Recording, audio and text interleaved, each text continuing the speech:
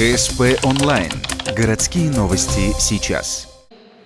Четверг, 17:30. Арена Ледового дворца. Чемпионат России по хоккею среди женских команд. Соперники – Ухтинский Арктик университет и Уфимская Агидель.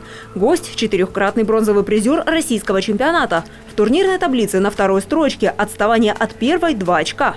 Накануне прошел первый матч. Со счетом 9-2 победили уфимки. Почему такой разгромный счет, ухтинский тренер не может ответить. Предполагает, игра испортилась после того, как Арктику не засчитали 2 заброшенные шайбы.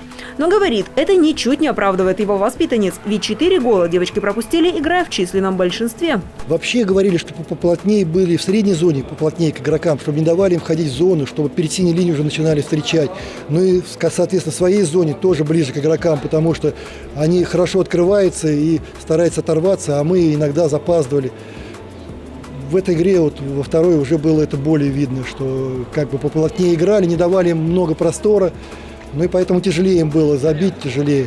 Работа над ошибками дала свои результаты. Первый период проходит в сухую, второй отрезок игры. На то, чтобы размочить счет, ухтинкам хватило 14 секунд. Впрочем, Агиделе везет больше.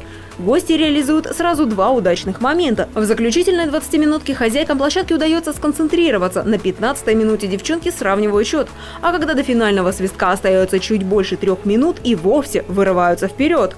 Накал страстей тот же, что и накануне. Однако, если вчера драк на льду не было исключительно из-за внимательности судей, то сегодня совсем по другим причинам. Играли очень все хорошо, друг за друга боролись, с уважением друг к другу относились, везде друг другу помогали, кто, например, ошибается, там другой идет. Свою игру, могу оценить как. Тоже боролась. Вчера были попытки, они нас провоцировали на то, чтобы мы на удаление шли. Сегодня то же самое, но мы не шли на их провокацию, и чтобы нас не удаляли.